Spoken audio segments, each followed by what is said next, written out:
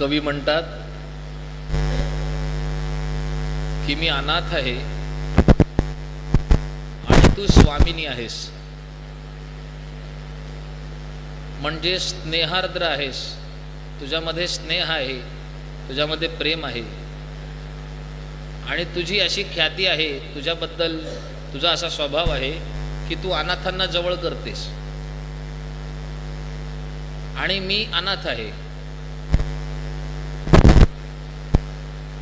तू भवरोगाचं हरण करणारी वैद्य आहेस आणि मी रोगी आहे.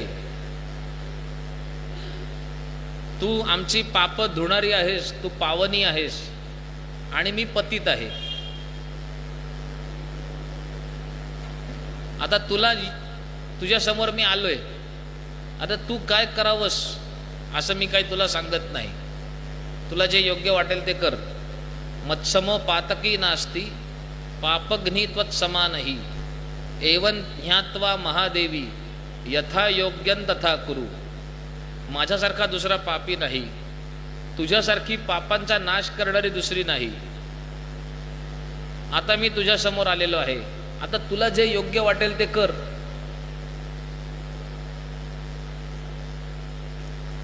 ती एक आर्य आहे, त्याच्यामध्ये असं म्हटलंय भ्रमयती भवपित्तंचेत भज भज मन सूत शेखरम कृष्णम. पुढे त्यांनी सूचना अशी केली त्यज स्नेहम, म्हणजे जर का तुला भवपित्ताची बाधा झाली, म्हणजे दोन अर्थ, प्रत्येक शब्दाचे दोन अर्थ होतात. म्हणजे पित्त जर का खवळलं, आपलं पित्त चाळवतं ना, तो एक प्रकार शारीरिक. आणि दुसरा प्रकार भवपित्त. भवपित्त म्हणजे ह्या संसारामुळे झालेला ताप डोक्याला. कारण संसारामध्ये माणूस तापून निघतो. साधं आयुष्य जगताना, संघर्षमय आयुष्य जगताना तर तप्त होतोच, पण साधं आयुष्य जगताना जिथे काही क्लेश नाही, कलह नाही, असं आयुष्य जगत असताना देखील मनुष्य तप्त होतो. म्हणजे त्याला एक क्षण असा येतो, त्याला उबग येते, मी तेच तेच परत परत का करतोय. आणि त्या उबग म्हणजे त्या तप्ततेचं पर्यवसान हे जे पूर्वी फार प्रमाणात नव्हतं पण आता खूपच वाढलंय, ते म्हणजे कंटाळा, ज्याला बोरडम म्हणतात.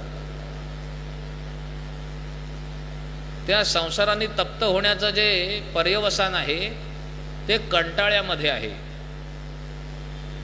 कारण जी पूर्वी कष्टसाध्य गोष्ट होती ती आता सहज साध्य झालेली आहे. त्यामुळे जे मिळालं ते एखादा रिवॉर्ड आहे असं वाटत नाही. हे खूप मोठी उपलब्धी आहे असं वाटेन असं झालेलं आहे. आपल्या शरीराला, आपल्या शरीर हे मनावरती सगळं त्याचे क्रियाकलाप होत असतात आणि मनात जसे तरंग उमटतात तशी रसायनं मेंदूतून स्रवत असतात, पाझरत असतात. तर आपल्या मेंदूमधनं एक रसायन, एक विकर, एक हार्मोन स्रवतं, त्याचं नाव आहे डोपामिन. आणि डोपामिन जेव्हा स्रवतं तेव्हा बरं वाटतं.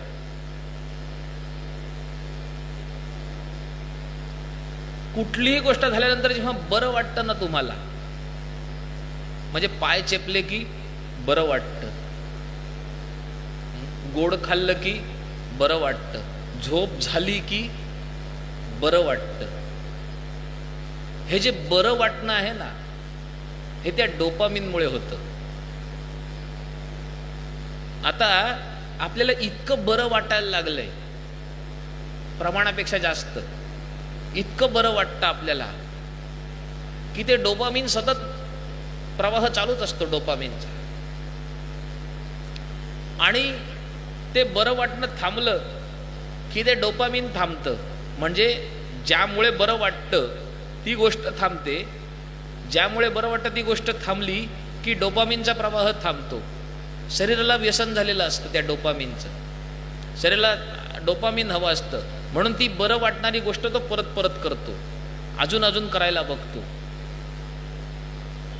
आणि ती मिळाली नसली, मुळात संसार हा तापजनक आहे. आणि त्यातून आता जी आपली सुखाची परिस्थिती आहे, समृद्धीची, मध्ययुगामध्ये नैतिकतेचा ऱ्हास झाला होता. मध्ययुगामध्ये नैतिकता धुळीला मिळाली होती. जे कालिदासाचं नाटक आहे मृच्छकटिक, हे मृच्छकटिक जे नाटक आहे, त्या नाटकामध्ये जेवढा सगळा कथाभाग आहे ना, तो अनैतिक गोष्टींनी भरलेला आहे सगळा. आणि तो मध्ययुगाला प्रतिबिंबित करतो. कारण इतकी संपन्नता, इतकी सुबत्ता, इतका पैसा प्रत्येक घटकाकडे की सतत मिळणारं डोपामिन जर का थांबलं तर कुठल्याही प्रकाराने ते मिळवायचं, म्हणून कोणत्याही थराला जाऊन सुख मिळवायचं. मग स्वस्त्री सुंदर असली तरी सुख वाटत नाही, परस्त्रीमध्ये अधिक सुख वाटायला लागतं. कारण परस्त्रीला प्राप्त करण्यामध्ये विजयाचा आनंद असतो. सहज प्राप्य स्त्री नको असते, कष्टसाध्य स्त्री हवी. जेवढा पैसा मिळतो तेवढा पुरेसा आहे. अरे पण मग तू, मला विचारतात, भिक्षुकी करतोस, पौरोहित्य करतोस, दुपारपर्यंत घरी येतोस ना, मग नंतर काय करतोस? म्हटलं नंतर काय करायचं, काय नाही, खातो पितो, मजा करतो, आराम करतो, झोपतो. अरे तो वेळ तू फुकट कशाला घालवतोस? काहीतरी जोडधंदा कर. आजच्या काळात एवढ्याशा उत्पन्नावरती होत नाही काही. म्हणजे त्या वार्धक्यासाठी मी आत्ताचा माझं मनशांती खलास करून अजून काहीतरी उद्योग करायचा, शेअरमध्ये पैसे गुंतवायचे. त्या सगळ्या मृगजळापाठी धावून मी आत्ताचं तर आयुष्य बर्बाद करून घेतोच, आणि वार्धक्यामध्ये मी सुख भोगणार कसं? वार्धक्यासाठी जो पैसा मी जमवतोय, तर तेव्हा तर इंद्रिय मला साथ देत नाहीयेत. उत्तम सुख कोण भोगू शकतं? तरुण. आणि तारुण्यात मला सुख मिळतंय ते तुम्हाला बघवत नाही. अरे तू अल्पसंतुष्ट कसा, असं कसं? आणि माझं उदाहरण, लोकांना कोणीही अल्पसंतुष्ट दिसला ना की ते त्याला सांगतात, अरे अल्पसंतुष्ट राहू नकोस, काहीतरी महत्वाकांक्षा ठेव. ते पूर्ण ती जी तुमच्या प्रकृती जी आहे तुमच्या शेजारी असलेली, तुम्हाला स्वस्थ बसू देत नाही. आणि सतत डोपामिनची सवय झाल्यामुळे सतत काहीतरी मनोरंजन हवं असतं. आज आपण सगळे मनोरंजनाशिवाय राहू शकत नाही, आणि प्रत्येक ठिकाणी आपल्याला मनोरंजन हवंय. आणि मनोरंजनाची आपली इच्छा ही इतक्या टोकाला पोहोचली आहे की मनोरंजन ह्या व्यवसायावरती जेवढे पैसे कमवले जातात तेवढं कोणीच कमवत नाही. प्रत्येक ठिकाणी मनोरंजन. मग जे काही तुम्हाला नाटक, सिनेमा, टीव्ही, मोबाईल, प्रत्येक ठिकाणी माणूस गढून जातो, आणि तो गढून घेण्यात धन्यता मानायला लागतो.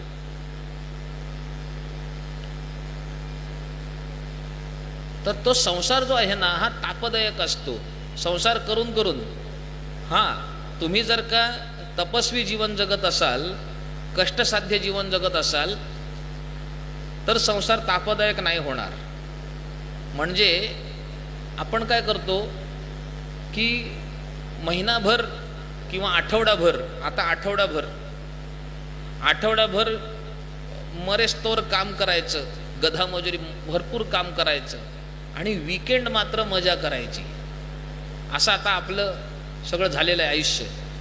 आणि वीकेंड, त्यासाठी वीकेंड हाऊस घ्यायचं आणि तिथे जाऊन स्वैराचार अनाचार करायचा. ह्यानी काय त्रास होतो? ह्यानी खूप त्रास होतो. वीकेंडची सुट्टी साजरी केल्याने अत्यंत त्रास होतो. कारण तुम्ही आठवडाभर कामात असता, त्याने तुम्हाला वीट येतो. मग तुम्ही शनिवार रविवार वीकेंडला कुठेतरी समुद्राकाठी किंवा हिल स्टेशनला जाता, तिथे जाऊन मजा करता आणि मजा करून आल्यानंतरचा जो सोमवार असतो तो अधिक कष्टदायी असतो. अरे तुम्हाला जास्त दिवस कुठे काढायचे आहेत? सोमवार ते शनिवार. जास्त कालावधी कुठे काढायचा आहे? सोमवार ते शनिवार. मग तुम्ही काय कशा प्रयत्नात असलं पाहिजे? हा जो जास्तीचा कालावधी आहे हा सुखाचा कसा होईल? सोमवार ते शनिवार सुखाचे कसे होतील असा प्रयत्न केला पाहिजे ना. आपण रविवार सुखाचा करायला बघतो. जो कमी कालावधी आपल्या हातात आहे तो सुखाचा करायला बघतो. त्यामुळे जास्तीचा कालावधी अधिक दुःखप्रद होतो. मग काय करावं? रविवार अधिक कष्टात घालवावा. म्हणजे जेवढे कष्ट तुम्हाला सोमवार ते शनिवार होतात ना, त्यापेक्षा अधिक कष्ट रविवारी करावेत. आणि रविवारी अधिक कष्ट केल्यानंतर तुम्हाला सोमवार सुखाचा वाटायला लागेल.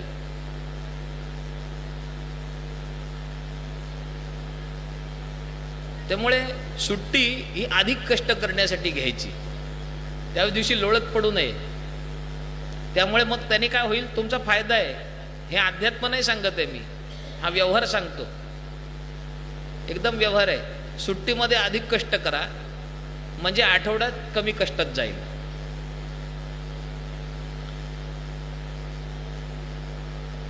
तो कवी म्हणतात की मी ह्या संसारामध्ये पूर्ण तापलेलो आहे, तुला जे योग्य वाटेल ते कर.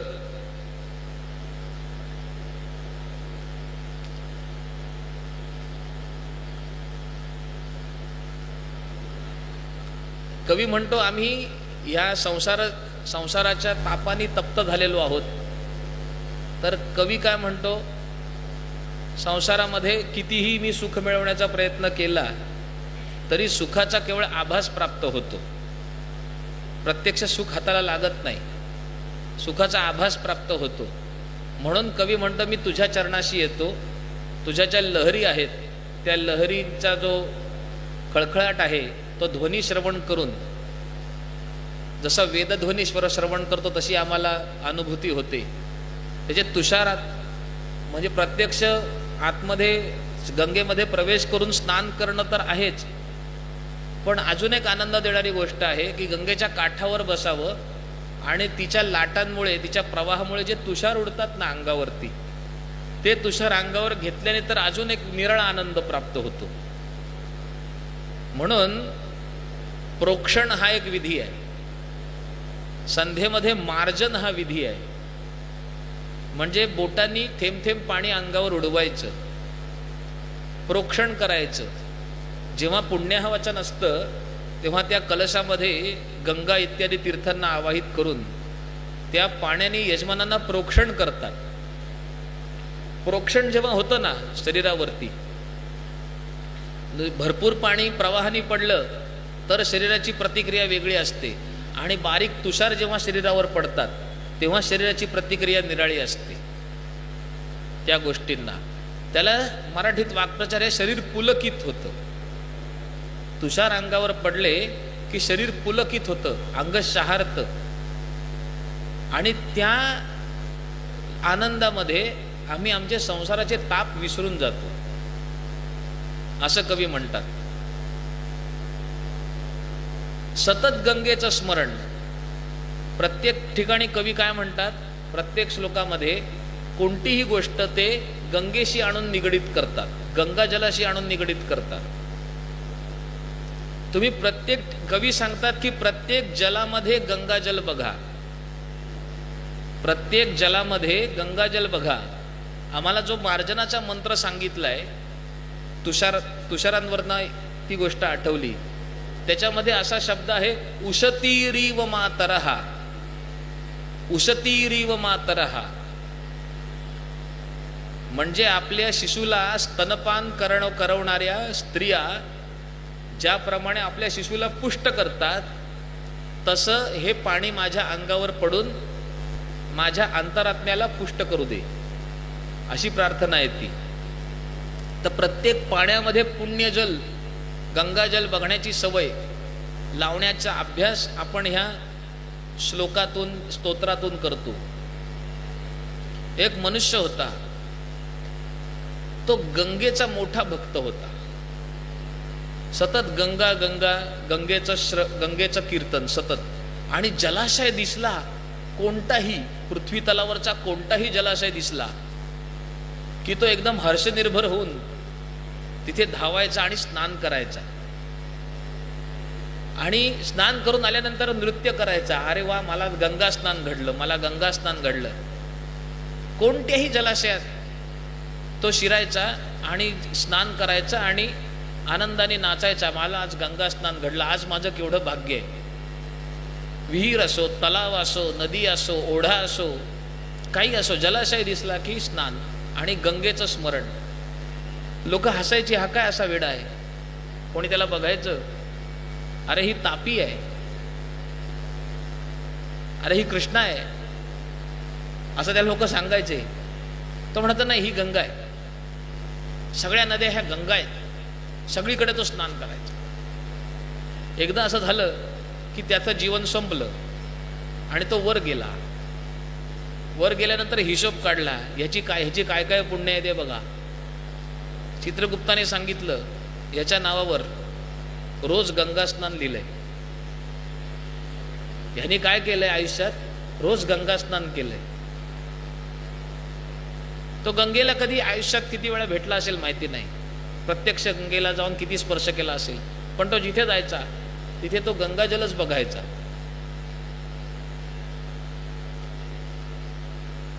पुढे कवी म्हणतात, तुझ्या पुण्याचा प्रभाव एवढा आहे की आता यमलोकाला सुद्धा कुलूप लागतंय की काय असं वाटायला लागलंय. कारण यममार्गावर कोण जातं, जे पापी असतात ते जातात. गरुड काय म्हणतात, गरुड पुराणामध्ये विष्णूंना, की सगळीकडे माझा संचार आहे, सर्व लोकांमध्ये, तिन्ही लोकांमध्ये माझा संचार आहे. तुमच्या कृपेमुळे मी कुठेही जाऊ शकतो. गरुड विष्णूंना सांगतायत, तुमच्या कृपेमुळे मी कुठेही जाऊ शकतो, पण यमलोकात मात्र जाऊ शकत नाही. कारण तिथे जाण्यासाठी जी पात्रता आहे की पाप करायला लागतात तिथे जाण्यासाठी, आणि तिथे मात्र मी जाऊ शकत नाही. कारण तिथे जाण्यासाठी मला पाप करावं लागेल, आणि पाप तर माझ्या हातून घडणार नाही, कारण मी तुमचा सेवक आहे. माझ्याकडनं पाप कसं घडू शकतो. तर आता मला तुम्ही सांगा यमलोक कसा आहे. त्यामुळे जर गंगेत सगळे स्नान करायला लागले तर हेतू पुरस्सर पाप करणारे सुद्धा पापमुक्त होतील. मग यमलोकाचं कसं व्हायचं. म्हणूनच की काय, या कलियुगामध्ये संदेह नावाची वस्तू पसरवून ठेवलेली आहे. रामनामाने उद्धार होतो, ह्या वाक्यावर जेवढा तुम्ही विश्वास ठेवाल तेवढा तुमचा उद्धार होईल. गंगेच्या स्पर्शाने उद्धार होतो, गंगेच्या स्पर्शाने पाप धुतली जातात. अशी कशी धुतली जातात असा प्रश्न विचारला तर नाही धुतली जाणार. मग यममार्ग निश्चित आहे. तो कलियुगामध्ये संदेह देऊन ठेवलाय. मागे एक प्रसिद्ध व्यक्ती, तिचं हे विधान होतं त्या माणसाचं, की लोक मूर्ख आहेत, लोक गंगेवर जातात, आपली पापं धुतात आणि तेच पाणी बाटलीत भरून घरात घेऊन येतात. असं एका प्रसिद्ध व्यक्तिमत्वाचं विधान होतं. अजून एक प्रसिद्ध व्यक्तिमत्वाचं असं विधान होतं की पिंडाला कावळा शिवायला जर तुमचे डॅडी येत असतील, म्हणजे पिंडाला शिवायला कावळ्याच्या रूपाने जर तुमचे पप्पा येत असतील, हे त्या माणसाचे शब्द आहेत, डॅडी आणि पप्पा. त्यामुळे मी तसे बोलतो. मला व्यासपीठावरून त्या माणसांची नावं घेण्याचा अधिकार नाही, कारण ती माणसं चांगली आहेत की नाही मला माहिती नाही.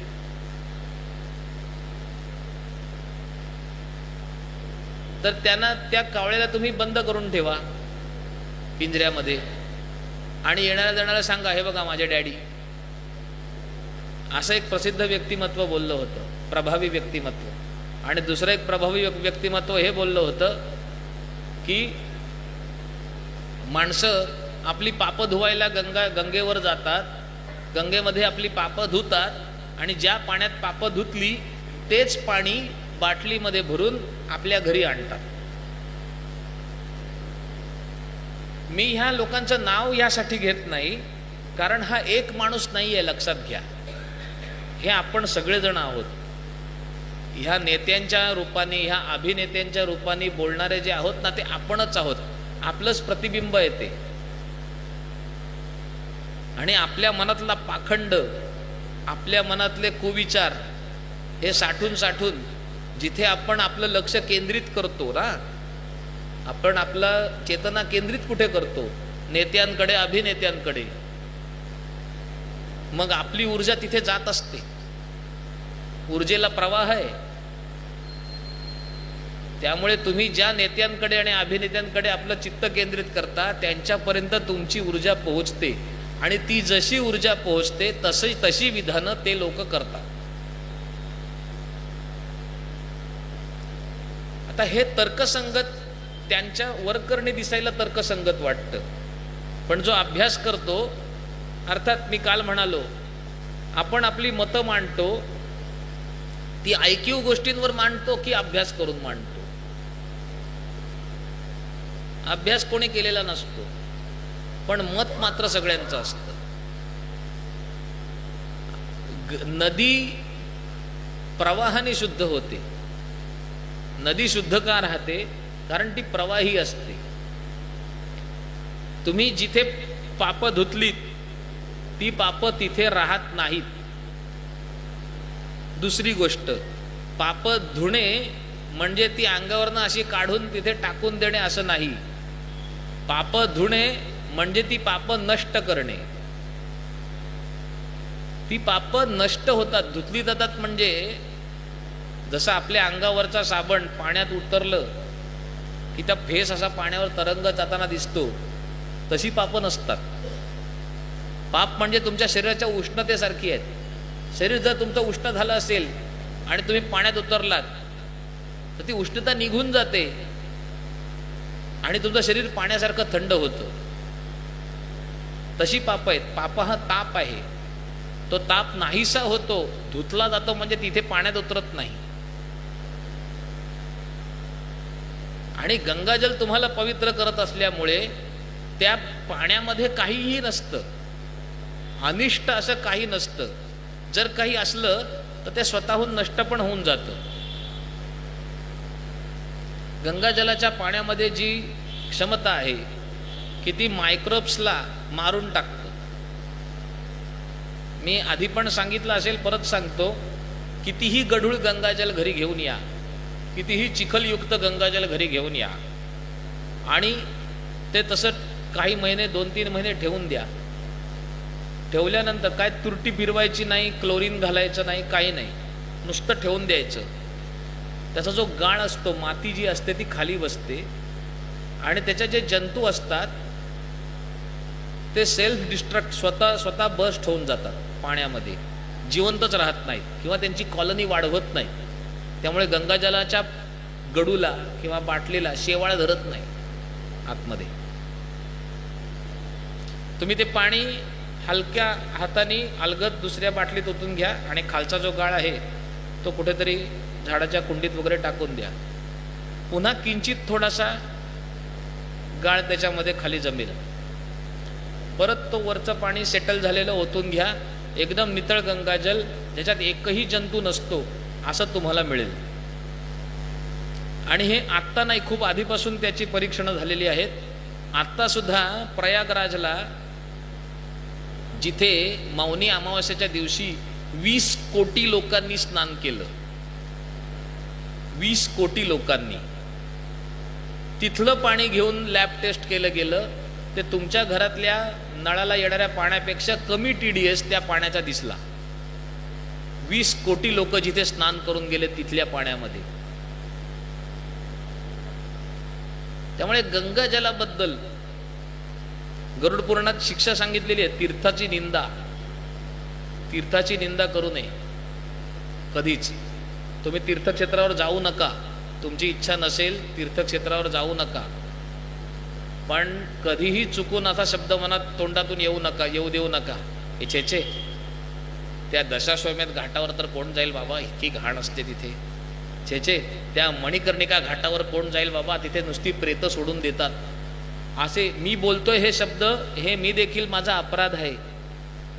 कारण मी माझ्या मनाचे जरी बोलत नसलो तरी दुसरे लोक जे बोलले आहेत ते बोलून दाखवतोय, तर मला देखील दोष लागतो. म्हणून मी पुन्हा गंगा गंगा म्हणून माझ्या पापाचं क्षालन करतो. पण असे शब्द तीर्थक्षेत्राबद्दल कधीही उच्चारू नयेत.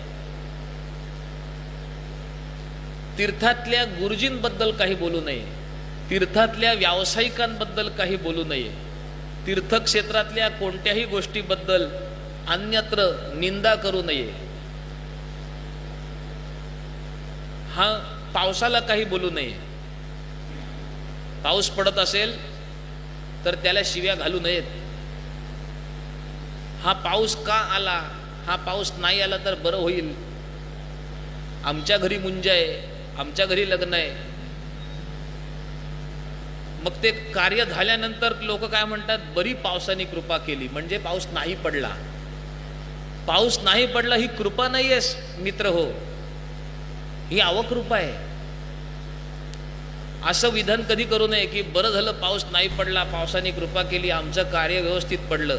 अरे तुम्ही कोण आहात आणि तुमच्या कार्याची काय ती हस्ती आहे, त्या कार्याला काय अस्तित्व आहे, आणि हे विश्व किती मोठं आहे, आणि हा पाऊस कोणासाठी पडतोय, आणि तुमचं कार्य खोळंबल्याने काय मोठ्या विश्वात फरक पडणार आहे. पण पाऊस नाही आला तर किती नुकसान होणार आहे. ह्याचा जरा विवेक बाळगा आणि असे शब्द उच्चारू नका. तीर्थाबद्दल असे शब्द उच्चारू नका. जे तुम्हाला पटत नाही त्याबद्दल मौन राहा. मनातून देखील काढून टाका, मनात देखील निंदा करू नका. जे चाललंय ते भगवंतांची इच्छा आहे. माझ्या इच्छेने तीर्थक्षेत्र चालत नाही, माझ्या इच्छेने नदी आम्हाला पवित्र करत नाहीये, ते भगवंतांच्या इच्छेने चाललेलं आहे. बरेच जण म्हणतात, म्हणजे जे मोठे मोठे विद्वान ब्राह्मण आहेत त्यांना जेव्हा सामान्य माणूस भेटतो तेव्हा तो त्यांना काय सांगतो, मी ऐकलंय की तुम्ही हे जे तुम्ही सगळं तुमची जी विद्वत्ता आहे ती सामान्यांपर्यंत पोचली पाहिजे, ही विद्या टिकली पाहिजे, ह्या विद्येचा लोप होईल, त्यासाठी तुम्ही काहीतरी प्रयत्न केले पाहिजेत. असं आता जे संत महात्मे आहेत, विद्वान आहेत, त्यांना सामान्य लोक सांगताना दिसतात. पण जर तुम्ही गीता बघितलीत, गीतेतला अभ्यास केलात तर तुमच्या मनात हा विचार येणार नाही. गीतेत भगवंत सांगतात, इमं विवस्वते योगम प्रोक्तवान अहम अव्ययम विवस्वान मनवे प्राह मनुरिक्ष्वा कवे ब्रवीत एवं परंपरा प्राप्तम योगम राजर्षयो विदुः स काले नेह महता योगो नष्टहा परंतप. भगवंत म्हणतात की हे तुला मी अर्जुना, तुला मी आता जे ज्ञान देतोय ते ज्ञान मी पूर्वी विवस्वानाला दिलं होतं, सूर्याला दिलं होतं. सूर्याने ते त्याच्या मुलाला दिलं, म्हणजे वैवस्वताला दिलं, म्हणजे श्राद्धदेव, म्हणजेच सत्यव्रत. त्या मनुनी ते आपलं ज्ञान इक्ष्वाकूला दिलं, म्हणजे सूर्यवंशातला इक्ष्वाकू, अशा प्रकारे परंपरेने ते ज्ञान पुढे चालत राहिलं. ते ज्ञान म्हणजे कोणतं? तर जेव्हा जलप्लव झाला, जलप्लव झाल्यानंतर पृथ्वी जलमग्न झाली आणि श्राद्धदेव मनूला सांगितलं की नाव निर्माण कर, त्याच्यामध्ये सर्व बीज ठेव, सर्व जोड्या ठेव, सप्तर्षी ठेव, आणि मी मत्स्यरूप घेऊन येईन, आणि तुझ्या नाव जर का तुझी नाव हेलकावे खाऊ लागली तर तिला बुडू न देण्यासाठी वासुकीची दोरी तुझ्या नावेला आणि माझ्या शिंगाला बांध, मी ती नाव सुरक्षित घेऊन जाईन. आणि ती नाव घेऊन जात असताना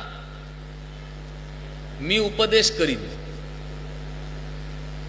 तो उपदेश तू ऐक, आणि तुझ्याच्याने तो सगळा उपदेश साठवता येणार नाही, म्हणून तुझ्याबरोबर सप्तर्षींना ठेव, ते सप्तर्षी देखील तो उपदेश ऐकतील. कारण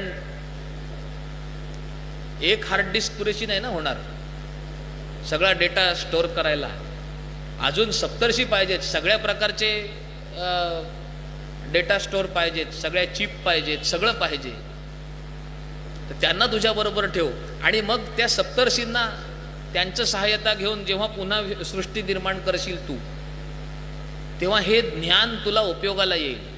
कारण ज्ञान घेतल्याशिवाय तू सृष्टी उत्पन्न करू शकत नाहीस. तुम्ही जर का घरी टी व्ही आणला, वॉशिंग मशीन आणलं, अजून काही गॅझेट आणलं, त्याच्याबरोबर एक पुस्तिका येते, ती वाचून त्याप्रमाणे तुम्ही सगळं इन्स्टॉल करता. तर परत सृष्टी रचायची असेल तर तुला हे पॅम्पलेट लागेल, हे हँडबुक लागेल तुला. हे जे ज्ञान आहे हे मी विवस्वानाला दिलं होतं, विवस्वानाने ते मनूला दिलं, मनूने इक्ष्वाकूला दिलं, आणि ती परंपरा सुरू झाली. पण काळाच्या ओघात ती परंपरा नष्ट झाली, तो योग नष्ट पावला. स काले नेह महता योगो नष्ट हा परंतप. आता ह्या परंपरेची काळजी घेणारे कोण आहेत? भगवंत आहेत. हे ज्ञान चालू राहावं ह्याची काळजी घेणारे भगवंत आहेत. आणि म्हणून त्यांनी पुन्हा अवतार घेतला, आणि ते म्हणतात बहुनी मे व्यतीतानी जन्मानि तव चार्जुन तान्यहम वेद सर्वाणी नत्वम वेत्थ परंतप. अर्जुना, तुझे आणि माझे बरेच जन्म होऊन गेले, मला ते सगळे आठवतात, तुला आठवत नाहीत. पण आता ह्या जन्मामध्ये तेच ज्ञान जे मी मनूला दिलं, सूर्याला दिलं, इक्ष्वाकूला दिलं, ते आता परत तुला देतोय. त्या ज्ञानाचा पुनरुद्धार मी आता करतोय ह्या क्षणी कुरुक्षेत्रावर. हे ज्ञान इथून पुढे प्रवाहित होईल, जोपर्यंत ते प्रवाहित होईल तोपर्यंत होऊ दे. जेव्हा त्याची वेळ येईल तेव्हा ते नष्ट होईल, पण त्याची काळजी तू करू नकोस. ते पुनरुज्जीवित करण्यासाठी मी पुन्हा येईल.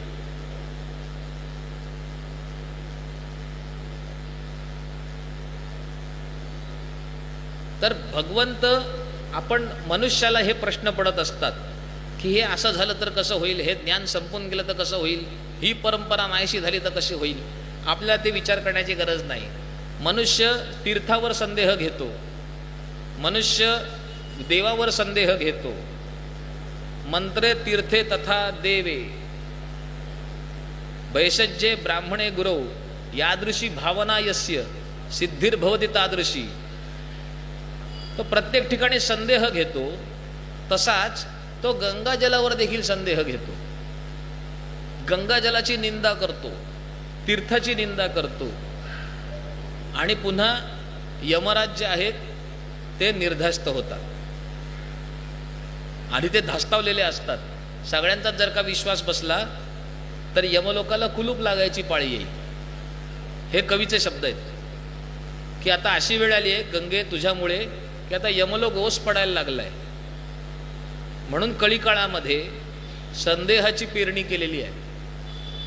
यमलोक ओस नको पडायला म्हणून संदेह आहे. आता आपली निवड आहे, आपण संदेहाचा आश्रय घ्यायचा की विश्वासाचा आश्रय घ्यायचा.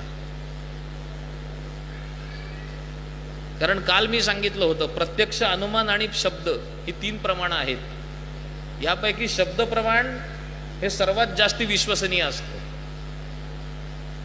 आणि अनुमान प्रमाण हे त्यापेक्षा कमी आणि प्रत्यक्ष प्रमाण हे त्याहूनही कमी विश्वसनीय असतं. मी जर का बाहेर बघितलं, मला पाण्याच्या धारा दिसल्या, तर मी इकडनं म्हणतो पाऊस पडतोय, पण वरती गच्ची धुण्याचं काम चालू आहे म्हणून मला पाण्याच्या धारा दिसत आहेत.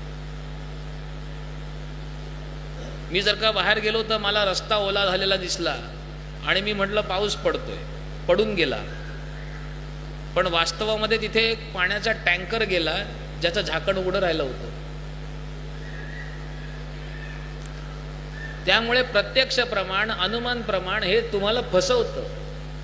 जर तुम्हाला शाब्दिक कोणी सांगितलं की पाऊस पडत होता, तरच तुम्ही ते मान्य करू शकता की पाऊस पडत होता. तुम्ही जेव्हा परक्या गावामध्ये जाता आणि आपल्याला हव्या असलेल्या व्यक्तीचा पत्ता विचारता, तेव्हा तुम्ही प्रत्यक्ष प्रमाणाने त्या व्यक्तीचा पत्ता शोधू शकत नाही. तुम्ही अनुमान प्रमाणाने त्या व्यक्तीचं घर शोधू शकत नाही. तुम्हाला पूर्णपणे शब्द प्रमाणावर विश्वास ठेवावा लागतो. मग तो पान टपरीवाला का असेना, तो रिक्षावाला का असेना, तो किराणा मालवाला का असेना, त्याला तुम्ही तो पत्त्याचा कागद दाखवता आणि तो सांगेल इकडनं पुढे डावीकडे उजवीकडे वळा काय, त्याप्रमाणे तुम्ही जाता. तर आम्हाला जे अज्ञात आहे, आम्हाला जे अस्पर्श आहे, त्याच्याबद्दल आम्ही आमच्या बुद्धीने कसं जाणू शकतो, आमच्या इंद्रियांनी कसं जाणू शकतो? आम्हाला शब्द प्रमाणावर विश्वास ठेवणं क्रमप्राप्त आहे.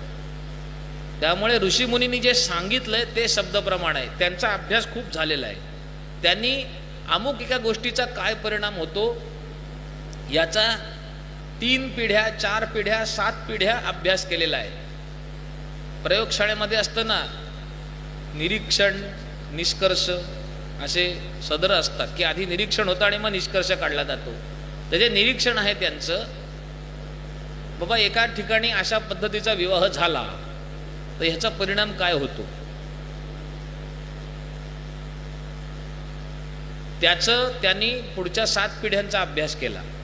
म्हणजे अशा प्रकारच्या विवाहातनं उत्पन्न झालेली संतती, तिचा झालेला परत विवाह, तिला झालेली संतती, तिला झालेली संतती, तिला झालेली संतती, आणि मग 7व्या पिढीमध्ये हा दोष उत्पन्न झाला अमुक एक, आणि त्यामुळे वंश थांबला,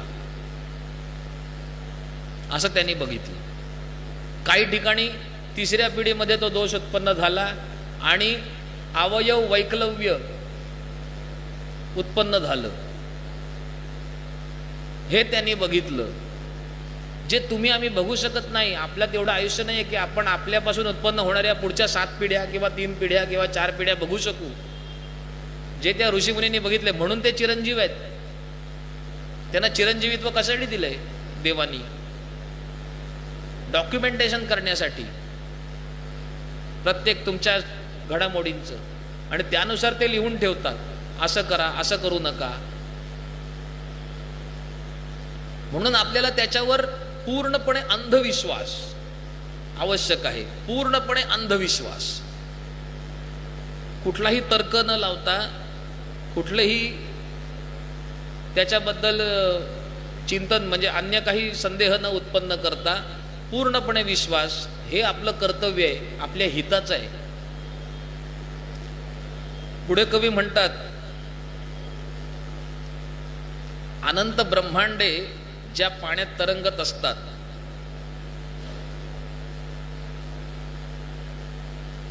कवी म्हणतात तुझ्या पाण्यामध्ये अनंत ब्रह्मांड तरंगतायत. कारण कवीला गंगेच्या उत्पत्तीची देखील उत्पत्ती दिसते. कारण मूळ जे जल आहे, जे कारण समुद्र आहे, जो कारण जल आहे, जे पूर्ण आपलं जे विश्व आहे हे पाण्याने भरलेलं आहे. आणि त्याच्यामध्ये ही जी ब्रह्मांड आहेत ही एका बुडबुड्याप्रमाणे त्याच्यामध्ये विहार करतायत. आणि त्या ब्रह्मांडांच्या आवरणाला, त्या ब्रह्मांडांच्या आतमध्ये विष्णू क्षीरसमुद्रावरती पहुडलेत. कारण तिकडे कारण जल आहे आणि आतमध्ये क्षीरजल आहे, म्हणजे क्षीरसमुद्र आहे. वरती कारण समुद्र आहे त्या बुडबुड्याच्या बाहेर, आणि बुडबुड्याच्या आतमध्ये क्षीरसमुद्र आहे. क्षीरसमुद्रामध्ये विष्णू पहुडलेत. विष्णूंच्या नाभी कमलातून ब्रह्मा उत्पन्न होतात. ब्रह्मा सृष्टीची रचना करतात. त्या सृष्टीमध्ये वामन अवतार होतो आणि तो वामन अवतार आपला एक पाय वरती करून त्या ब्रह्मांडाचा कटाह फोडतो आणि त्या पायाच्या अंगठ्याने फुटलेल्या छिद्रातून ते जे बाहेरचं कारण जल आहे ते आत शिरतं आणि आतमध्ये स्वर्गामध्ये फिरतं. मग पृथ्वीवरील अंशुमान दिलीप भगीरथ तपश्चर्या करून त्या स्वर्गामध्ये फिरणाऱ्या गंगेला पृथ्वीवर आणतात आणि ती आपल्याला पावन करते. अशी एकसंध गंगा त्या कवीला दिसते. म्हणून तो म्हणतो तुझ्या पाण्यामध्ये असंख्य ब्रह्मांड तरंगतायत.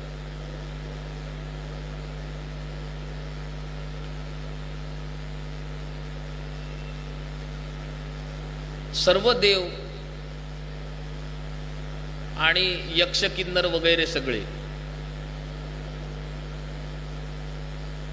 हे मनुष्याला इच्छित फळ देतात. म्हणजे जे निरनिराळ्या देवतांची गीतेमध्ये सांगितलंय, जे निरनिराळ्या देवतांची उपासना करतात त्यांना त्या त्या देवता त्यांना हवं असलेलं फळ माझ्या प्रभावामुळेच देतात. कृष्ण काय सांगतायत की तुम्ही सगळे निरनिराळ्या देवतांची उपासना करता. यांती देवव्रतान देवा पितॄन यांती पितृव्रताः. जे देवांची व्रत करतात ते देवांना प्राप्त करतात. जे पितरांची आराधना करतात ते पितरांना प्राप्त करतात आणि ते माझी आराधना करतात ते मला प्राप्त करतात. भगवंत म्हणतात की देवांची आराधना करून त्यांना जे फळ मिळतं ते देवांच्या द्वारे मनुष्याला देणारा मीच असतो, त्या देवाचं माध्यम करून. पितरांची आराधना करून त्या मनुष्यांना जे फळ मिळतं ते पितरांच्या माध्यमातून मनुष्यांना प्राप्त करून देणारा मीच असतो. पण जर का मनुष्याने देवांची अथवा पितरांची आराधना करून एखादं फळ मिळवलं तर ते फळ अस्थायी असतं, अनिश्चित असतं. आणि तेच फळ जर का थेट माझी उपासना करून मिळवलं तर ते शाश्वत असतं. याचं कारण असं आहे की जेव्हा माणूस देव कार्य करत असताना, पितृकार्य करत असताना चित्तशुद्धी करून, कारण चित्तशुद्धीसाठी हे सगळं आवश्यक आहे, देवकार्य पितृकार्य ह्याच्यातून जावं लागतं. कारण त्यांची ऋणं असतात देवांची आणि पितरांची आपल्यावरती. आपलं आयुष्य, आपल्या आयुष्याची घडी ही सगळी देवांनी आणि पितरांनी बसवून दिलेली आहे. त्यांच्या ऋणातनं मुक्त होऊन मनुष्य भगवंतांकडे जेव्हा जातो तेव्हा त्याची मागणी सुद्धा शाश्वत अशीच मागणी असते. देवांकडे करायची मागणी, पितरांकडे करायची मागणी ही मुळातच अशाश्वत स्वरूपाची असते. जे मागितलंय तेच अशाश्वत आहे. धन मागितलंय, संपत्ती, स्त्री, पुत्र हेच मुळी अस्थायी आहे. त्यामुळे देवतांकडे मागताना अस्थायी मागण्याचीच बुद्धी होते आणि भगवंतांकडे मागताना जे स्थायी आहे, भक्ती, ज्ञान, वैराग्य हे शाश्वत आहे, तेच मोक्ष, हेच मागायची बुद्धी होते. त्यामुळे भगवंतांकडनं जेव्हा थेट आपल्याला मिळतं तेव्हा ते शाश्वत स्वरूपाचं असतं.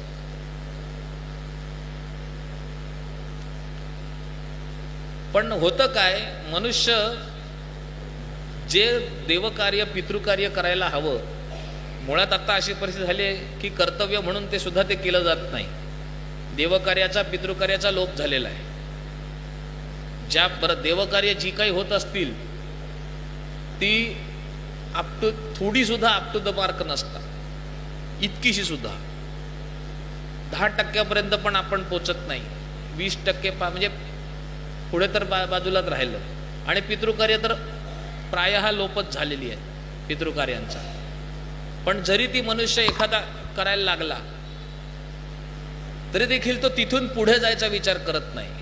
तो तिथे संतुष्टी मानायला लागतो. त्याला पितरांच्या कृपेने, देवांच्या कृपेने इप्सित भोग प्राप्त होतात आणि तो संतुष्टी मानायला लागतो. पण जेव्हा त्याच्यावर वेळ येते, जेव्हा प्रसंग येतो, तेव्हा हे देव आणि पितर संकट येऊ नये म्हणून प्रयत्नशील असतात. पण तरी पण काही गहन कर्म अशी असतात की संकट येतच, तेव्हा हे देव आणि पितर काही करू शकत नाहीत, किंवा अन्य तीर्थ जी आहेत ती काही करू शकत नाहीत. प्रभास क्षेत्री कृष्ण आपल्या यादव बंधूंना घेऊन गेले, तिथे बरेच दिवस राहिले, तिथे दानधर्म केले, ब्राह्मणांना भरपूर भोजनं घातली, भरपूर यज्ञयाग केले, पण त्या ब्रह्मशापापासून त्या क्षणी देखील ते स्वतःला वाचवू शकले नाहीत. जे ठरलं होतं ते घडणारच होतं. ग्रहण होतं त्यावेळेस, सूर्योपराग हा. ग्रहणातली दानं देखील केली त्यांनी. ग्रहणातली दानं मोठी सांगितलेली आहेत, अधिक फल देणारी सांगितलेली आहेत, पण ती सगळी तीर्थ हात वर करतात. तिथे हे गंगे, सगळे देव, सगळी तीर्थ वेळ आल्यानंतर यमो निहंता पितृधर्मराज हात वर करतात. पण तू तशी नाहीस, तू आम्हाला जवळ करतेस आणि आमचा उद्धार करतेस, आमची पापबुद्धी नष्ट करतेस.